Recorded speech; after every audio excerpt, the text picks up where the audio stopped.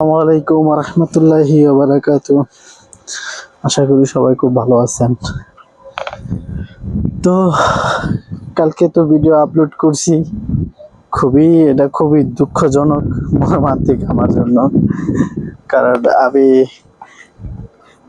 খাওয়া করতে পারি নাই সেটা কথা না, খাই নাই তো ঘুমে ধরে নেই, ঠিক আছে। সারাটা রাতই জাগনা গেছে, 7টা বাজে উঠছি, 1-1.5 ঘন্টা শুয়েছিলাম। 7টা বাজে উঠা হোটেলে গেছি, যা নাস্তা করছি। নাস্তা করার পর ফ্রেন্ড চলে আইছে, আর বিছনাতে প্রচুর পোকা পোকা বলতে ছাড় পোকা। আমি সারা রাত ঘুমাইতে পারিনি। এখন ভাবছিলাম আজকে ওয়েদারটা খুব সুন্দর, ঠান্ডা ঠান্ডা আছে, রোদও আছে ঠান্ডাও আছে। তো দোকানে আগেই যাইতেছি, অনেক আগে বেরিয়েছি। আজকে 1:30 বাজে নাই, এখনো 1:25 বাজে। তো যাইতে যাইতে ভাবতেছি একটু ভিডিও করে নিই। ঘুম হয় নাই, শরীর কেমন কেমন জানি করতেছে, গরম হয়ে রয়েছে আর কি। এমনি তো আমার মাথা গরম হয়ে থাকে, এর ভিতরে আবার কিছু মনে থাকে না, আবার এর ভিতরে মাথা গরমের ভিতরে ঘুম হয় নাই। দেখি কি হয়, যাই দোকানে যাই, লোড নিতে পারি কি না পারি দেখা যাক। মেট্রো দিয়ে যাবো এখন।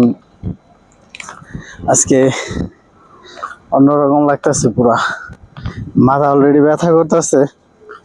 তো ডিউটিতে তো যাইতেই হইব না, আর না গেলে তো বুঝেনি, মাফি শগল মাফি ফুলুস, কাজ নাই টেয়া নাই, সোজা হিসাব।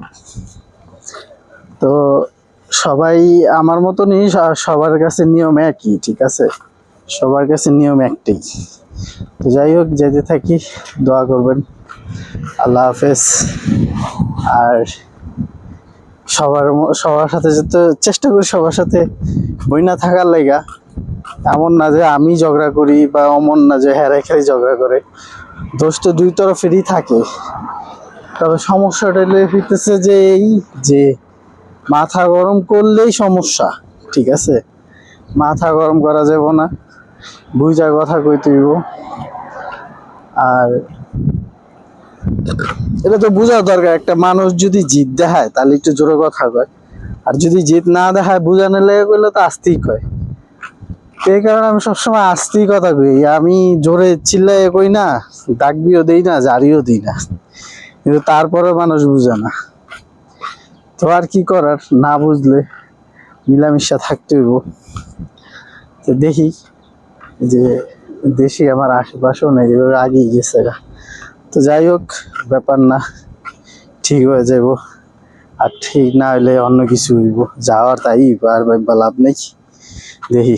আল্লাহ হাফেজ। হ্যাঁ।